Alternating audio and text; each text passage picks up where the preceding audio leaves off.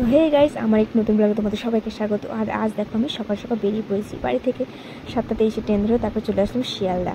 হ্যাঁ, কোথায় যাচ্ছি কেন যাচ্ছি সেটা দেখতে হলে পুরোপুরি ব্লগটা দেখো। তো তারপর শিয়ালদা থেকে ট্রেন ধরে চলে আসলাম ব্যারাকপুর থেকে আসার পরে তারপর এখান থেকে বাস ধরে নিচ্ছি। আর হ্যাঁ, আমি কিন্তু একা যাইনি, আমার সাথে আমার দিদিও গেছিলো আর দাদাও গেছিলো। সত্যি বলতে আমার এমনি বাসে উঠলে গা গোলায় বমি পায়, কেমন একটা বমি বমি লাগে বাসে উঠলে। তারপর আমি বাড়ি থেকে ওই জন্যই আর লেবু পাতা নিয়েছি। লেবু পাতার স্মেলটা নেবে না নাকের মধ্যে, দেখবে তোমার আর বমি বমি পায় না। তারপর বাস থেকে নেবেই আমরা হাঁটতে শুরু করে দিয়েছি।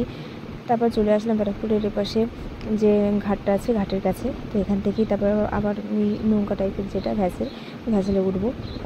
লঞ্চটা মনে হচ্ছে ছেড়ে দেবে, তাই দিদিকে বললাম দিদি তাড়াতাড়ি চল, নাহলে লঞ্চটা কিন্তু ছেড়ে দেবে, সত্যি পাবো না হয়তো। তা ওকে বললাম, ও বলছে ঠিক আছে তাড়াতাড়ি চল, আমি যাচ্ছি। গিয়ে আবার টিকিটটাও কাটতে হবে। তারপর দাদাকে বললাম যে দাদা তুমি টিকিট কাটো, আমরা যাচ্ছি পিছনে। তো দাদা ওখান থেকে টিকিট কাটতে লাগলো, আমরা আস্তে আস্তে ধীরে ধীরে গেলাম। ধীরে ধীরে যাওয়ার পর তারপর দেখছি না লঞ্চটা এখন সারিয়ে নিতে, যখন আস্তে আস্তেই যাই। তারপর এখানে আমি তো এসেই আগে আকাশটার ছবি নিলাম, কয়েকটা ভিডিও নিলাম ক্লিপ।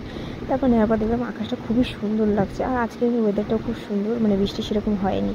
তারপর বোর্ডটা দেখিয়ে দিলাম কত কি এখান থেকে যাতায়াতে খরচা, সেই সবই লেখার বোর্ডটা। তারপর আমি আস্তে আস্তে যাবো বলে সবাই ছবিগুলো ভিডিওগুলো ক্লিপগুলো নিচ্ছিলাম। এই টিকিটটা কেটেই আমরা তাড়াতাড়ি করে লঞ্চের ওই দিকটা ঘাটে গেলাম, লঞ্চটা যদি ছেড়ে দেয় সেই ভয়ে আমরা তাড়াতাড়ি করে রওনা দিলাম লঞ্চে। চলুন এবার যাওয়া যাক।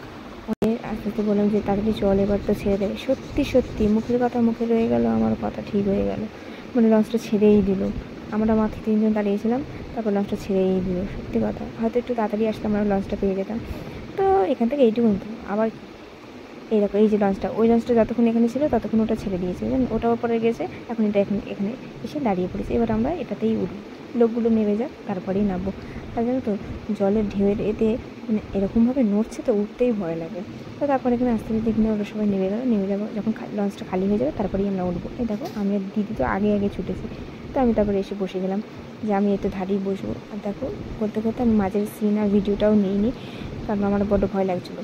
তার জন্য আমি একবারে এই পরে এসেই ভিডিওটা নিলাম। আর দেখো চলে আসলাম আমরা শেয়ারফুলের ঘাটে। এখান থেকে আমরা জল নিয়ে বাবার কাছে যাবো। যা তোমাদের তো বলেই দিলাম কোথায় যাবো, এবার বলো দেখি তোমরা রেস করে গেছি কোথায় যাচ্ছি। তো দেখো শেরাফুলি ঘাটে এখানে এসে গেলাম, এসে এখান থেকে জল নিয়ে যাব। যতক্ষণে লঞ্চটা এসে দাঁড়িয়েছে ততক্ষণে দেখো কত লোক দাঁড়িয়ে আছে। আমরা যেখান থেকে উঠলাম ওরা ওই পারেই যাবে, কিছু লোক হয়তো পুজো দিতে যাচ্ছে, কিছু লোক হয়তো ফিরছে, এরকম হচ্ছে। তো আমরা ঝটপট করে নেমে গেলাম, দেখো কত লোক নেমে যাচ্ছে ঝটপট। লঞ্চ থেকে নেওয়ার পর আমরা তারপর হাঁটতে শুরু করলাম। আর চারপাশে এখানে কতগুলো দোকান, অনেক দোকান এখানে সব রকম জিনিসও পাওয়া যায়, বেচাকেনা হচ্ছে। এখান থেকে তুমি এইসবই যে গঙ্গা জল নেয় যেগুলো, এখান থেকে তুমি নিয়ে নিতে পারো। তো আমরা বাড়ি থেকেই সব কিছু এনেছিলাম, দিদি সব কিছু প্রায় গুছিয়েই এনেছিল, ওই জন্য আমরা এখান থেকে আর কোনো কিছু সেরকম কিনিনি। আর এখানে সেরকম দামও সেরকম মানে আকাশ ছোঁয়া দাম, এক একটা যা জিনিসের দাম না। আর আমরা এই এতে শেরাফুলির এখান থেকে আমরা জলটা নিয়ে নিয়েছিলাম। আর দেখো ওই পাশ থেকে নেমেছিলাম। দিদি বললো যে এখান থেকে একবারে জলটা নিয়ে নিই তারপরে যাওয়া যাবে। তো এখানে দিদির বাড়ি থেকে বোতল এনেছিল, তারপরে বোতলের মধ্যে জলটা নিয়ে নিচ্ছে। দেখো ও আমাকে একটু গঙ্গা ছড়িয়ে দিচ্ছিল। তারপর আমরা বাজারের ভিতর থেকে হেঁটে হেঁটে যাচ্ছিলাম।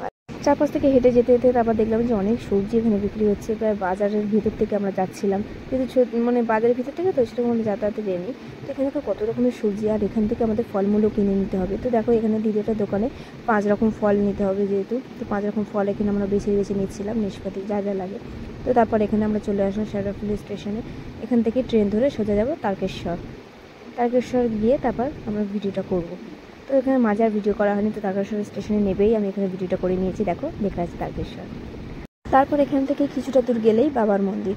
তো আমরা ঝটপট করে তাড়াতাড়ি করে হাঁটা শুরু করলাম যে তাড়াতাড়ি যাওয়া যাক, যেহেতু সকাল থেকে পুজো দেবো। আমরা সেই কোন সকালে বেরিয়েছি। তারপর তাড়াতাড়ি করে যেতে লাগলাম মন্দিরের দিকে।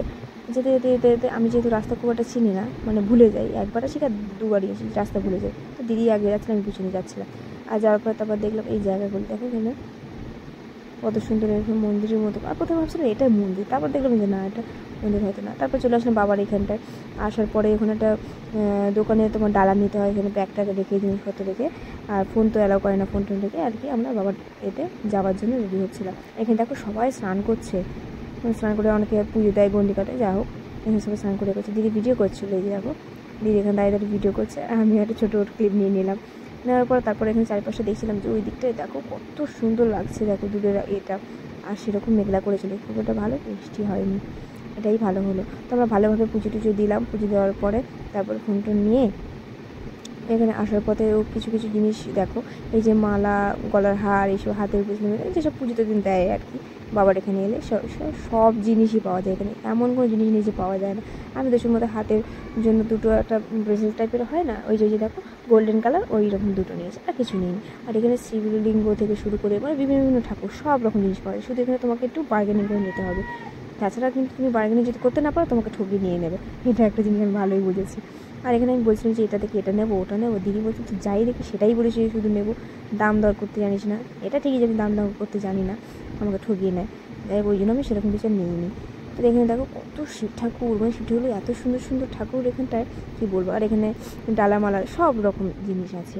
তো তারপর এখানে যাতে যে বাড়ির দিকেও যেতে হবে, খিদে বেজে তো শুরু হয়ে জানো তো সকাল থেকে। তারপরে এখানে আসার পরে এই আদি ও ঘিটা আমার খুব পছন্দ হয়েছে, দাদারও পছন্দ হয়েছিলো। সব জায়গায় জিজ্ঞাসা করছে কত বেশি বেশি দাম বলছে, তো ভাবলাম থাক পরেই নেবো। তারপর একটা হোটেলের মধ্যে চলে আসলাম। হোটেলে এসেই আমি তো আমার খুব মানে ইচ্ছা খাওয়া পোস্ত, আলু পোস্ত না এরকম সামথিং খাওয়া। এই যে আলু পোস্ত থালি, এই থালিগুলো কত নিচে ঠিক জানি না, দাদা জানে। একটা হচ্ছে 3টে থালি নিয়েছিলাম আমরা। একটা হচ্ছে সবিন আছে, দেখো সবিন, ডাল, চাটনি আর আলু ভাজা, আর একটা তোমার ধোকা। এই ধোকাটা কী ধোকা সে আমি খেয়েছি আগে জানি, তো বললাম ঠিক আছে। খাওয়া পরে কিছুক্ষণ রেস্ট নিয়েই আমরা বেরিয়ে পড়েছি, কারণ বেশি লেট করিনি, কারণ আমাদের বাড়িও যেতে হবে। তো বাড়ির উদ্দেশ্যে বেরিয়ে পড়ে ট্রেনও ধরে নিয়েছি। ট্রেন ধরে এখানে তারপর কিছু গল্প করে চলে আসলাম শেরাফুলি থেকে এখানে একটু জল নিয়ে নেবো বাড়ির জন্য, যেহেতু বাড়িতে পুজো আছে। আর জল নিয়েই আমরা ঘাটের এপাশে চলে আসলাম ব্যারাকপুরে। এসে কিছুক্ষণ ওখানে বসলাম, রেস্ট নিলাম। জানো তো এখানে কী দারুণ হাওয়া, মানে এত সুন্দর হাওয়া, তোমার এখানে ঘুম পেয়ে যাবে, এত সুন্দর, এত শান্ত। তো মানে জায়গাটা এত মানে কি বলবো, মনটা যেন শান্তি হয়ে গেল পুজো টুজো দেওয়ার পরে, এইসবের পরে।